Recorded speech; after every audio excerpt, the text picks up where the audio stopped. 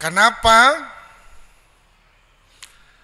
Tuhan Yesus memakai kata menjala daripada memancing?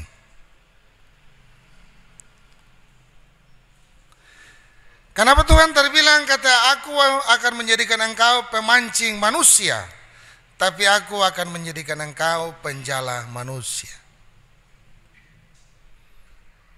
Sampai situ dulu. Ada yang bisa bilang, beta saya mau tanya, kata anak-anak sekolah minggu, mana tak cerita ini dari ketemu masih kecil-kecil aja sudah ngerakan toh? Iya toh Bapak Ibu? Ya beta tanya pengasuh.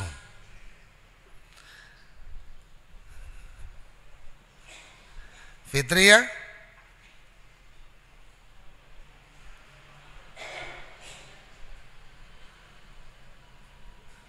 Bata?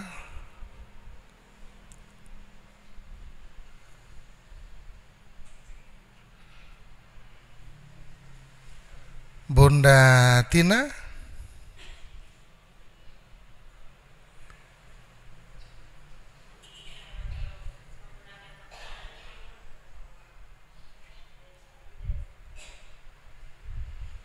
Tapi Yesus datang pada saat itu hanya untuk dorang. Kenapa Yesus tidak pakai kata pancing? Iya. Pancing dapat sedikit, jala dapat banyak. Bapak Ibu Saudara yang terkasih dalam Tuhan Yesus, betapa luar biasanya seorang Tuhan kita, Yesus Kristus. Ketika dia datang mengubah seseorang untuk maksud dan rencananya sangat luar biasa, dan pemanggilan untuk Simon atau yang kita kenal Simon Petrus itu hal yang luar biasa, sebab Tuhan berjumpa langsung dengan yang bersangkutan. Kalau sekarang Tuhan berjumpa dengan ketemu bagaimana? Ada yang mau ketemu dengan Tuhan kesini? Kalau mau ketemu dengan Tuhan berarti kita ganti nama, pakai gelar di depan. Kalau laki-laki, almarhum. Kalau perempuan, almarhumah. Kalau banci, aluminium. Ya, Bapak Ibu Saudara yang terkasih dalam Tuhan Yesus, cerita ini sebenarnya menarik. Menariknya di mana Bapak Ibu Saudaraku yang terkasih? Simon Petrus itu latar belakangnya penjala, nelayan. Dia tahu mana waktunya yang baik untuk menjala, waktu yang mana bisa dapat ikan dan waktu yang mana tidak bisa dapat ikan. Dia seorang nelayan. Tapi kenapa dia mendengar perintah Yesus? Coba saya ajak kita kembali ingat, Yesus baru pertama kali bertemu dengan Simon Petrus. Simon Petrus pun baru pertama kali bertemu dengan Yesus. Sembaku tahu. Don cerita ale tinggal di mana, kerja apa sih? Ada yang tahu pekerjaan Tuhan Yesus apa? Ya? Tukang kayu. Masa tukang kayu mau perintah orang yang tahu tentang tugas-tugas nelayan itu bagaimana? Yang uniknya di situ Bapak Ibu Saudaraku yang terkasih, Simon Petrus yang adalah seorang nelayan tanpa berbantah, dia melakukan seperti apa yang dibilang oleh Tuhan Yesus. Karena engkau yang menyuruh, maka ketumpi, lalu keton tebarkan jala. Bapak Ibu Saudara yang terkasih dalam Tuhan Yesus, lalu apa yang terjadi kemudian? Simon bilang, satu hari ini keton buang jala, siang ada ikan. Tapi ketika Tuhan perintah, dapat ikan banyak, Jala tarobe, do minta bantuan untuk datang ambil ikan, hampir lah 2 perahu tuh tenggelam. Sampai di situ Bapak Ibu Saudaraku yang terkasih, apa yang kita bisa ambil sebagai pelajaran? Lalu ketika Tuhan menyatakan kuasanya, apa yang Simon bilang? Tuhan, kau pergi sudah. Saya ini tidak layak, saya orang berdosa. Tuhan bilang, jangan takut. Iya toh? Tuhan bilang, jangan takut, aku akan menjadikan engkau penjala manusia. Itu cerita yang singkat yang mau dibilang bagi kita saat ini. Bapak Ibu Saudaraku yang terkasih dalam Tuhan Yesus,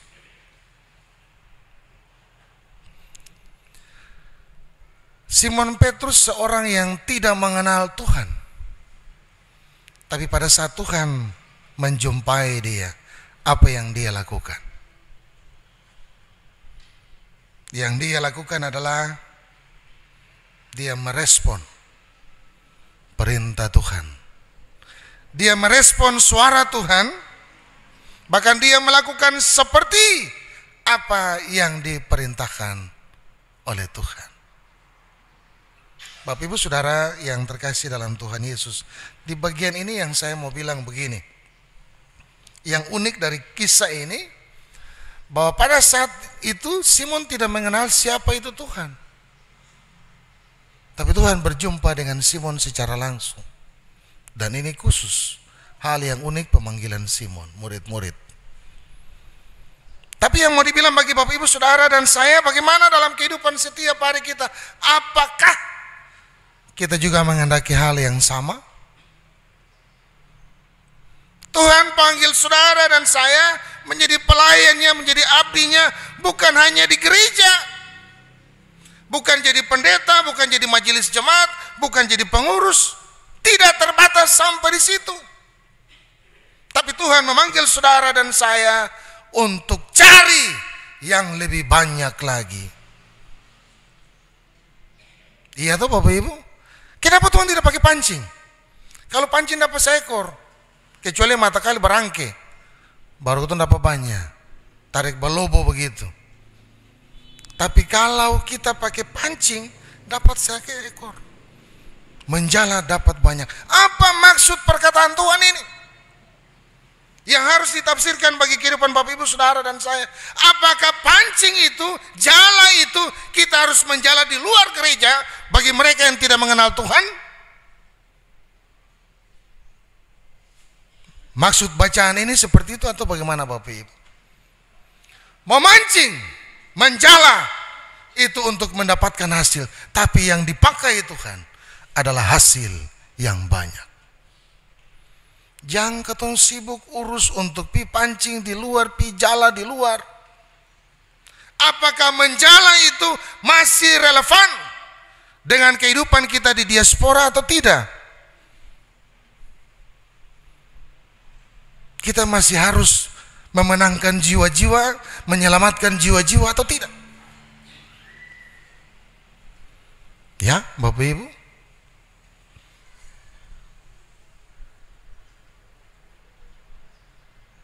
Kita memulainya dari kehidupan rumah tangga keluarga kita. Menjala anak, istri, suami, orang tua, keluarga supaya dekat dengan Tuhan. Itu yang Yesus maksudkan. Jadi memulai itu dalam kehidupan setiap hari kita. Ada tidak persekutuan yang kita bangun untuk memuliakan nama Tuhan di rumah tangga keluarga kita atau tidak? Kita sudah menakan kita punya anak-anak, sudah menakan kita punya suami, sudah menakan kita punya istri, sudah menakan kita punya saudara atau belum? Sehingga dia benar-benar mengenal Tuhan Allah itu atau tidak? Bagaimana di gereja? Masih ada bangku yang kosong. Berarti tugas tugas pemberitaan itu bukan harus di luar, tapi bagaimana kita memenangkan umat kita supaya umat itu dekat dan mengenal siapa itu Tuhan Allah. Masih relevan tidak di diaspora? Masih. Buktinya apa? Buktinya mau rata harus telepon untuk datang, karena kita bukan penjala manusia. Kita belum mampu mengemban tugas yang Tuhan percayakan bagi Bapak Ibu Saudara dan saya.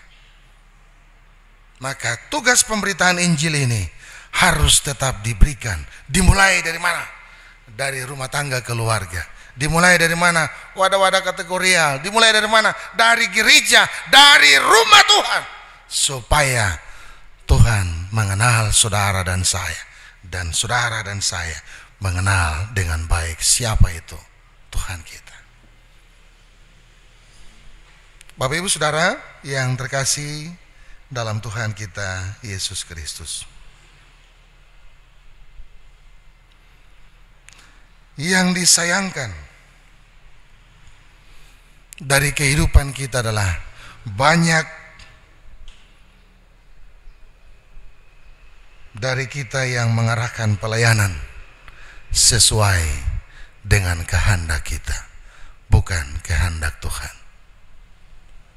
Yang kita lakukan dalam pelayanan kita supaya saudara dan saya aman, nyaman, bukan itu. Tapi yang dikehendaki dalam pelayanan itu supaya nama Tuhan Allah itu dipuji dan dipermuliakan. Jadi kalau kita buat program-program, kita merancang segala sesuatu untuk pelayanan, tanya berkenan untuk Tuhan atau tidak, Tuhan suka atau tidak, Tuhan mau atau tidak. Jangan menurut pandangan kita. Simon Petrus tidak pakai itu. Yang dikatakan di bacaan kita tadi, ketika siang sampai malam dorang buang jala, senda apa-apa. Artinya apa? Kalau mengandalkan diri, maka tidak akan ada apa-apa. Tapi kalau mengandalkan Tuhan, Tuhan kasih lebih luar biasa. Bukan dicari. Kalau gereja penuh, umat yang beribadah banyak, belum tentu jaminannya berhasil. Bukan kuantitas yang dibutuhkan Tuhan, tapi kualitas iman percaya saudara dan saya yang dibutuhkan oleh Tuhan. Sehingga kita, saudara dan saya, bisa menjadi gereja yang hidup, gereja yang misioner. Bapak Ibu Saudara yang terkasih dalam Tuhan kita Yesus Kristus, hal yang kedua yang mau disampaikan lewat bacaan firman Tuhan kita saat ini, apa yang terjadi ketika Tuhan bertindak. Dalam cerita Simon Petrus, dia tersungkur di hadapan Tuhan, menyadari diri bahwa dia adalah orang yang berdosa, tidak pantas dekat dengan Tuhan. Iya toh? Dalam cerita apa artinya? Manusia hanya bisa melihat dengan apa yang ada di matanya. Manusia melihat dengan matanya, tapi Tuhan melihat dengan hati. Tuhan melihat hati manusia.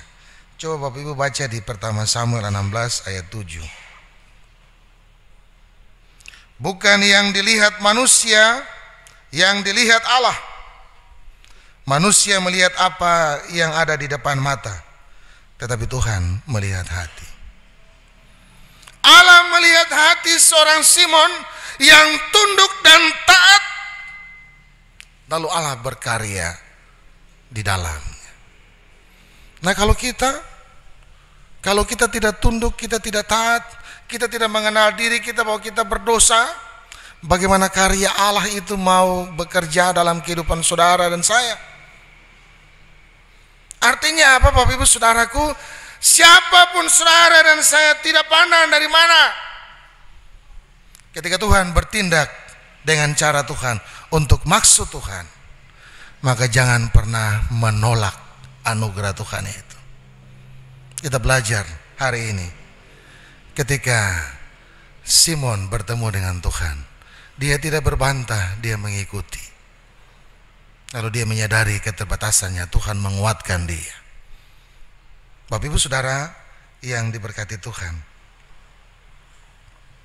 bahkan Simon mengusir Tuhan. Iya toh, bacaannya bilang begitu, Simon usir Tuhan. Karena menurut Simon ini bukan orang yang biasa.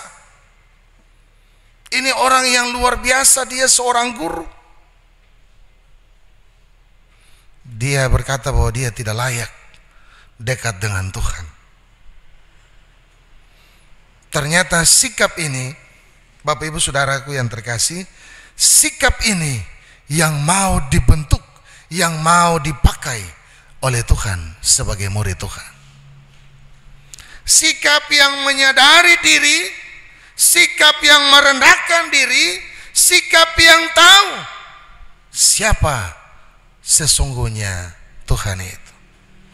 Sikap itu adalah sikap yang mau dibentuk oleh Tuhan menjadi murid. Bapak Ibu Saudara yang terkasih dalam Tuhan kita Yesus,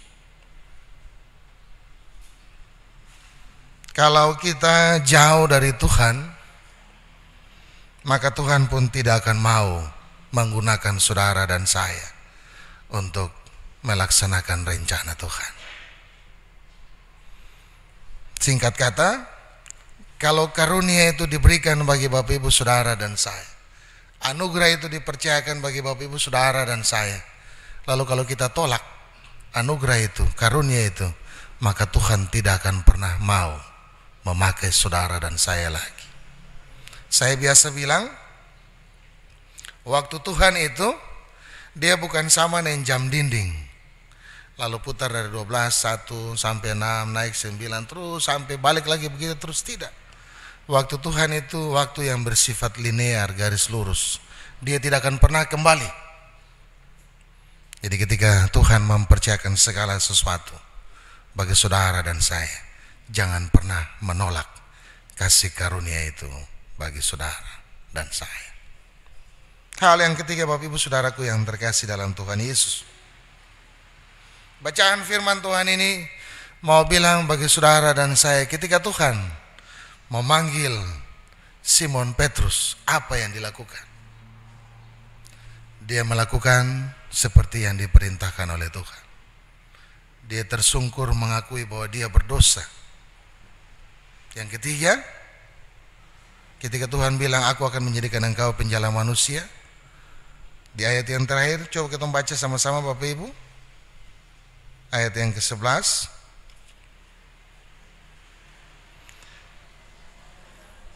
Dan sesudah mereka menghela perahu-perahunya ke darat,